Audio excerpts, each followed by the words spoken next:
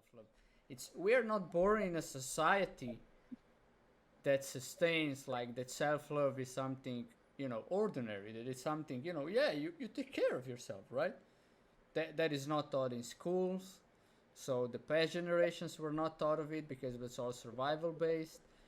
Didn't see the impact of it on the world, right? If there is a self-love among, if self-love would be present among the whole European region in the 1910, right? There would be no war in the 1918 and 1930s. There would be no world wars. There's like, people who self-love, you love yourself, you love others. Why would you go in, you know, I never saw a person who would, do harm to another person who is loving person, right? It's like in that moment when you harm somebody else, you're not loving. You, no matter what you say, it's impossible being loving in that moment. But so I would say, we were not born and raised into this. It's just, I think, something we're on the verge of discovering. It's more and more, we could say, Eastern influence, or people who went to India bringing that here, even though even in India it's not that.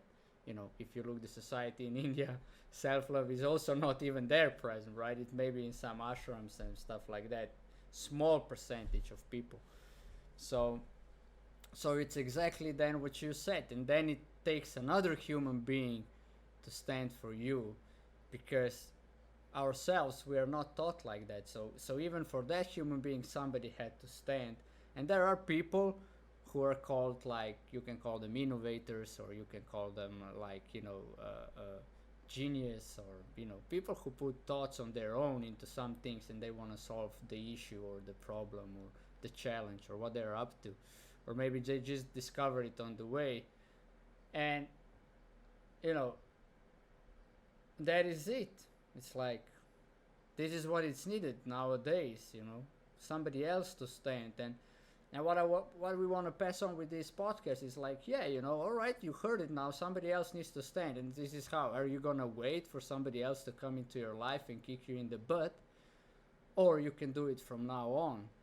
And Micha said it great, right? We can definitely be too hard on ourselves. That is true. We are like, part of self-love is also happiness, and we do not acknowledge ourselves a lot of times, right? We do not acknowledge our results, our achievements. Is we take them easily for granted, or we forget what we achieve in life. And on the other hand, we are not